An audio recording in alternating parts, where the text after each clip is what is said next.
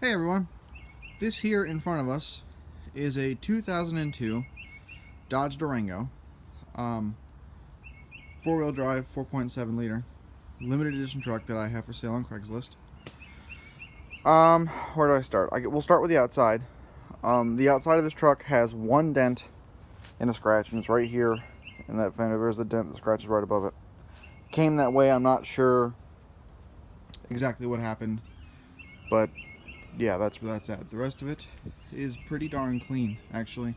It's all black. It's got pretty good tires on it still.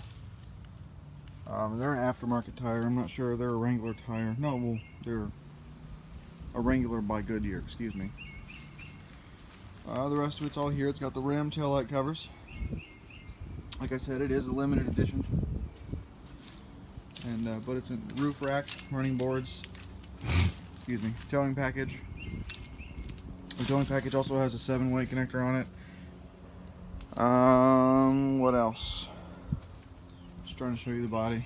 Show you there's no dents or scratches. Could stand to be washed. That's true. Already got the hood popped here so you can see the engine. Runs really well. Not any issues that I know of. If you look at the radiator down here, it's still shiny because it's new. It's got a new radiator in it.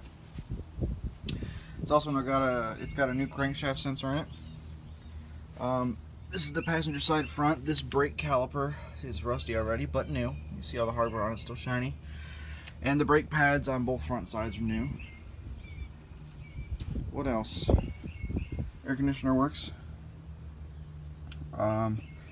Downfalls of this truck, and the reason I'm selling it so much cheaper than Blue Book value, is that this AC compressor works. It does, but it does make some noise. I was told by the Dodge dealership, which is a story I'll get to in a minute, that a lot of them make noise when they're older, but they can still last a long time before they actually stop working. Oh, excuse me. What else?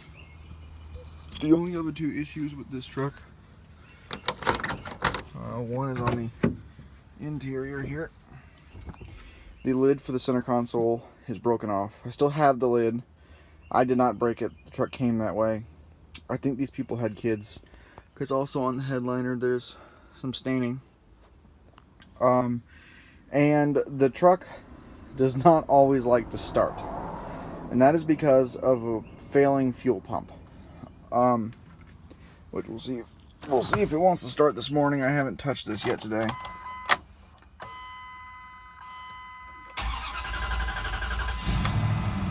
Alright, cool. Like I said, it runs really well.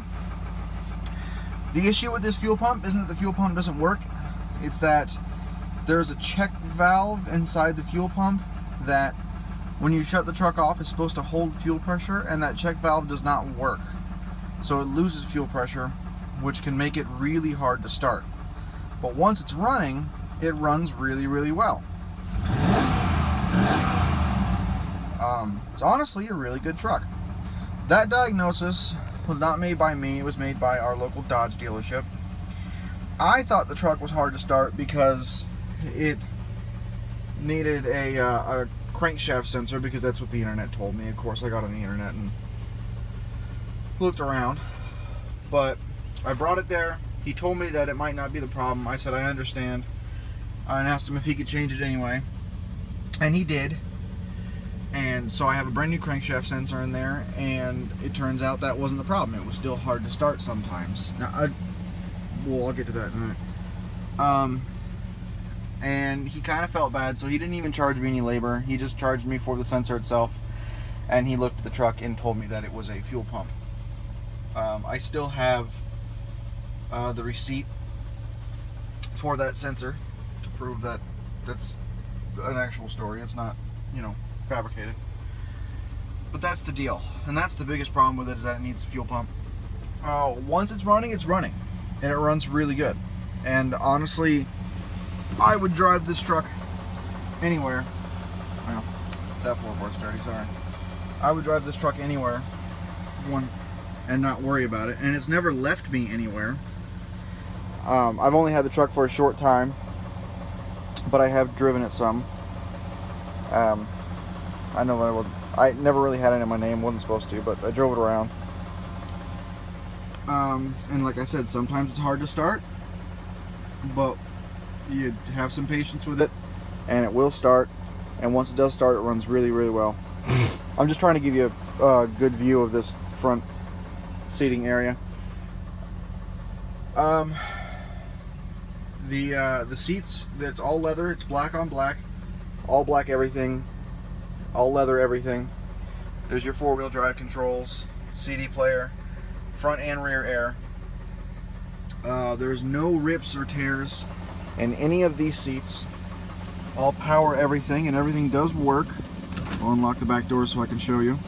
This front driver's window has a new motor and regulator in it because it didn't work when I got it, and like I said, when I got it, I planned on keeping the truck.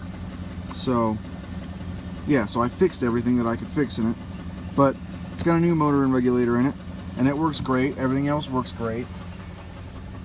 We'll show you the back seat. Well, actually the back two rows. Here's the middle row. Again, no rips or tears, and no stains on the carpet.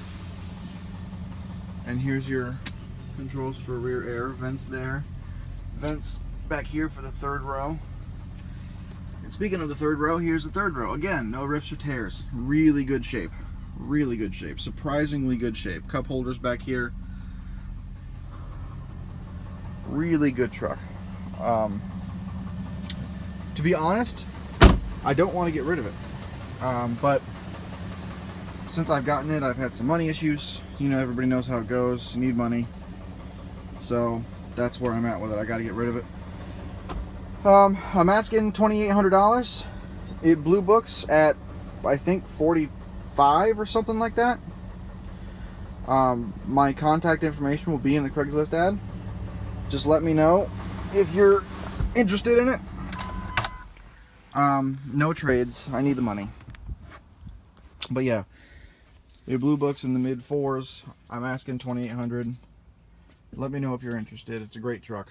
I don't want to get rid of it, but it'll make somebody really happy. Clean title. All right. Thanks, guys.